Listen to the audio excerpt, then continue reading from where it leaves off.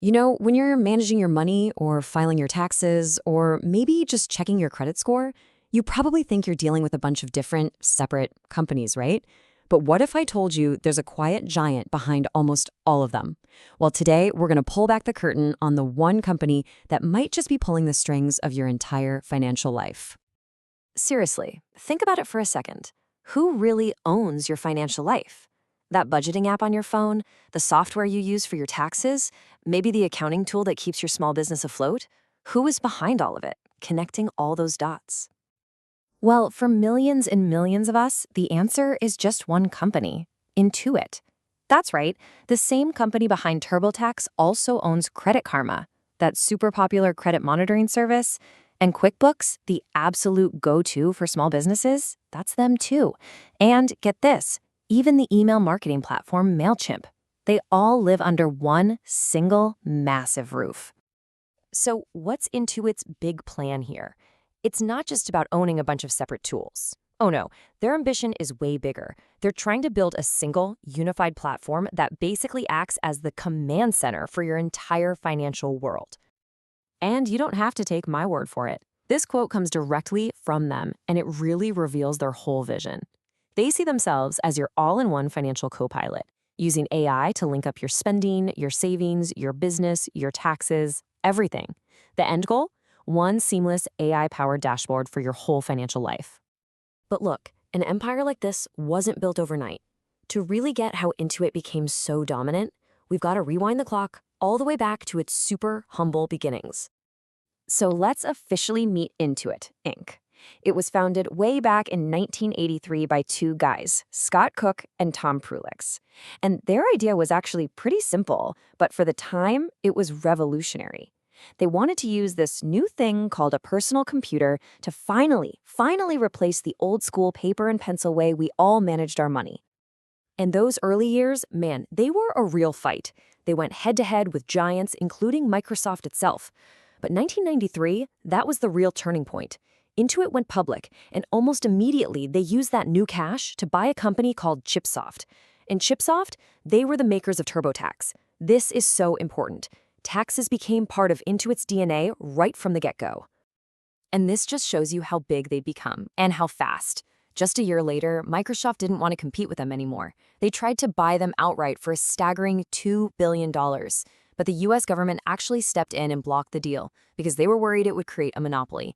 That one moment changed everything. It forced Intuit to go it alone and build the empire we see today. Okay, so the Microsoft deal is off the table. How in the world did Intuit build its empire then? Well, it really came down to a very clear two-part strategy.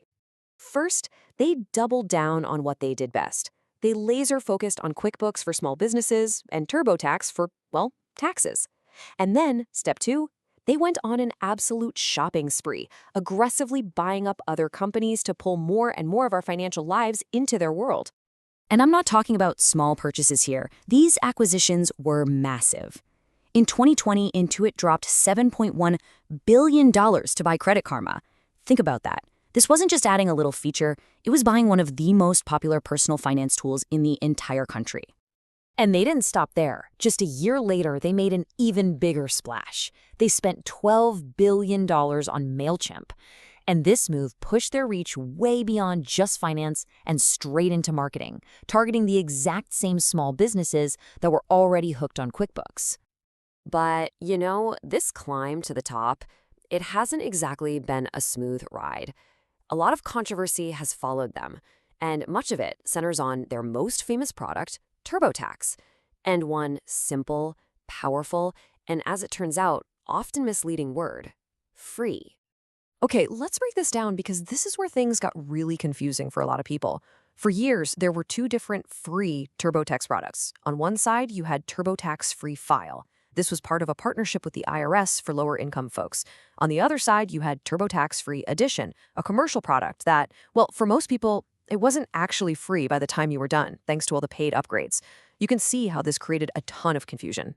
And according to investigations by ProPublica, that confusion wasn't an accident.